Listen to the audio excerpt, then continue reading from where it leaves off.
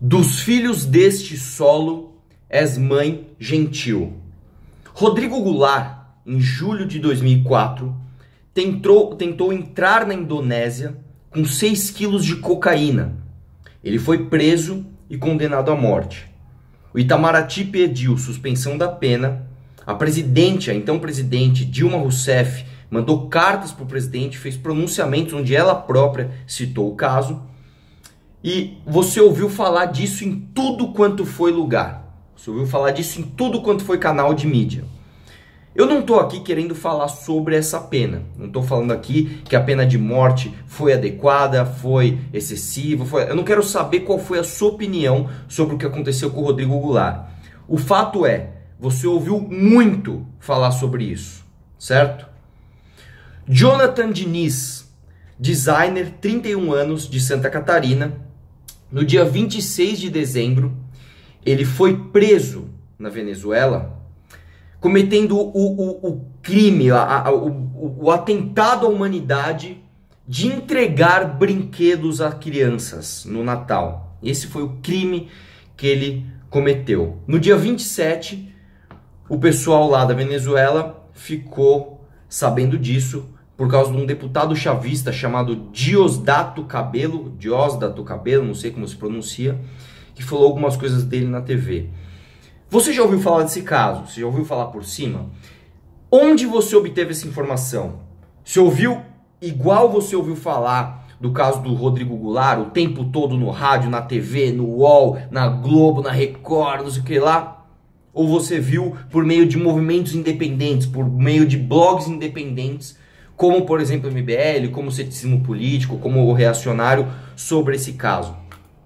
Esquisito, né? Como a mídia cobriu um caso de um jeito e outro caso do outro. Então eu vou esclarecer aqui o que aconteceu. Ele foi preso, né, no dia 26 de dezembro. E esse deputado chavista Diosdado Cabello notificou na TV ele como um agente de uma ONG americana que seria uma ameaça ao regime de Maduro. Qual que é a base que ele tem disso? O Jonathan Diniz, ele já viajou por vários países, todos eles fazendo trabalho voluntário, fazendo trabalho social, e ele estava na Venezuela 2 meses e ele distribuía comida a crianças famintas, tirava foto dessas crianças e, é lógico, falava mal da ditadura chavista na internet. E como ele veio dos Estados Unidos, ele não veio do Brasil, ele veio dos Estados Unidos, inclusive com alguns amigos, falaram que ele era de uma ONG americana que queria pegar lá o regime do Maduro. Ele foi preso, inclusive, com dois amigos venezuelanos lá. E aí, o pessoal pediu informação aqui do Brasil, etc. Eles não davam. No dia 5 de janeiro, ontem, uma informante saiu de lá e falou pro pessoal: olha, é o seguinte, ele está numa prisão chamada La Tumba, ele está mesmo preso na Venezuela. E primeiro o pessoal da Venezuela tentou negar, quando não deu mais, realmente assumiram. Ele estava preso em Caracas, na SABIN, sede da polícia bolivariana, onde fica essa La Tumba. O que é essa La Tumba?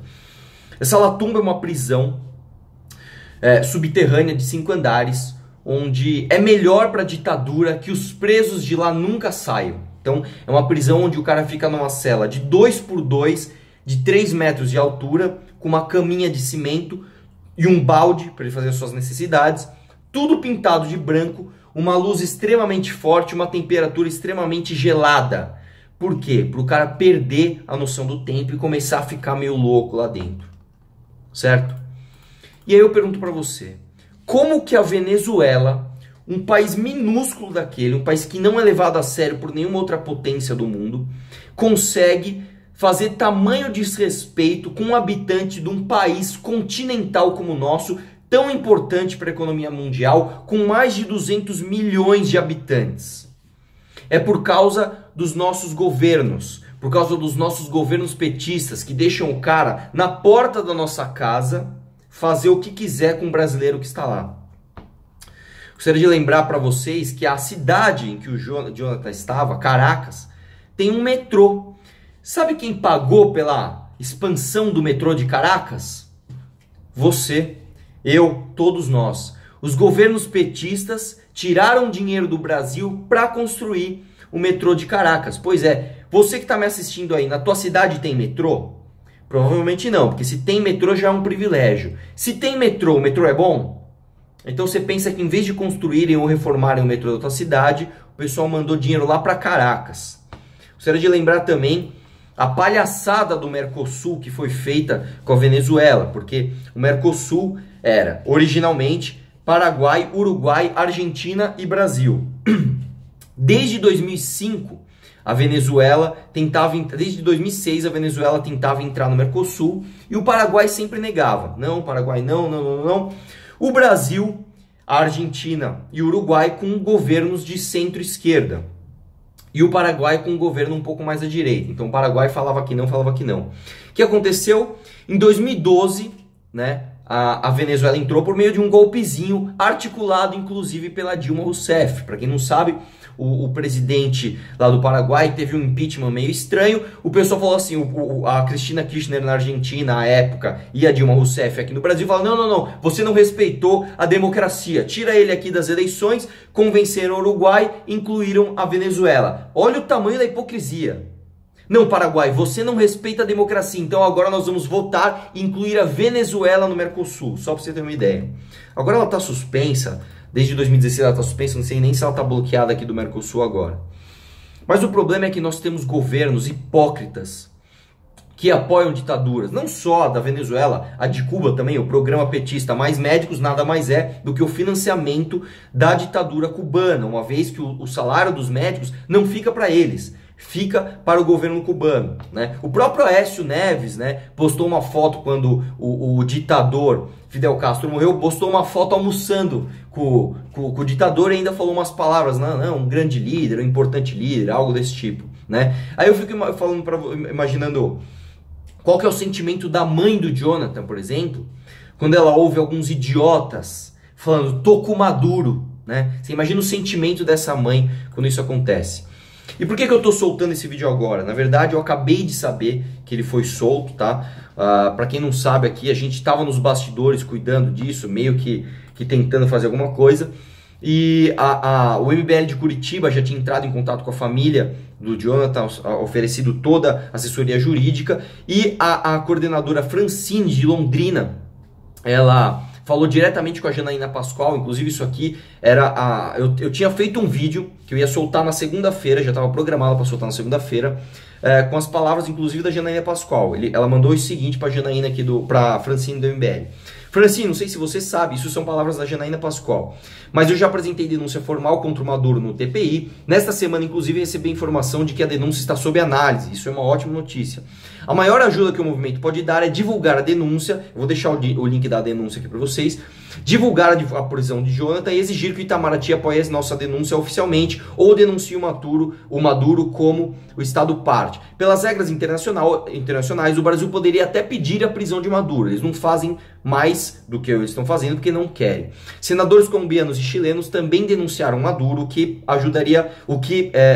mais ajudaria seria uma comitiva oficial brasileira ir à Haia pedir novas providências. Se eles entrarem com o documento oficial apoiando nossa denúncia, terá muito peso. E aí, a Francine falou diretamente com o irmão do Jonathan, que pediu pra gente não soltar o vídeo. Ele falou, cara, é o seguinte, vocês estão com o vídeo pronto? Espera até segunda. Por isso que eu programei o meu vídeo para segunda-feira. Então, o vídeo estava programado para segunda-feira. Ele acabou de ligar para Francine, confirmando a notícia de que o Jonathan foi solto. Ele não vem para o Brasil, porque na verdade ele foi expulso da Venezuela. E quando ele é expulso, ele necessariamente tem que vir para o país de origem. Então, como ele foi dos Estados Unidos para a Venezuela, ele está indo da Venezuela para os Estados Unidos e de lá ele vai vir para o Brasil para encontrar a família. Então, a gente, felizmente, né, se mexeu. A gente não ia ficar esperando a boa vontade dos nossos governantes, principalmente do nosso ministro de Relações Exteriores, que é o magnífico Aloysio Nunes, lembrando que ele queria aqui fazer aquela nova lei de imigração, que nós fizemos também uma militância contra. Entrevistei o Luiz Felipe de Orleans Bragança, tem a entrevista aí para você conferir, contra essa palhaçada que o Aloysio Nunes queria fazer. Aloysio Nunes, lembrando que é do PSDB, né? Tem muito cara que fala, vocês aí são financiados pelo PSDB, pelo governo, não sei o que lá, não fala mal do PSDB, é porque não pesquisa o que a gente está fazendo. Então, eu ia falar para você mandar mensagem pro seu deputado, mandar mensagem pro Itamaraty, fazer pressão, divulgar, mas felizmente não é mais necessário. Então, quando você ficar sabendo de todas essas notícias que agora sim vai aparecer na mídia, etc., eu quero que você lembre também de todos essas inconsistências no governo brasileiro quando se trata de ditaduras, inclusive da Venezuela e de Cuba. Então, eu quero terminar com a frase que eu comecei o vídeo. Para quem não sabe, para quem não percebeu, é do nosso hino nacional, e é assim que deveria ser tratado todos os brasileiros dentro ou fora do nosso território nacional. Dos filhos desse solo, és mãe gentil.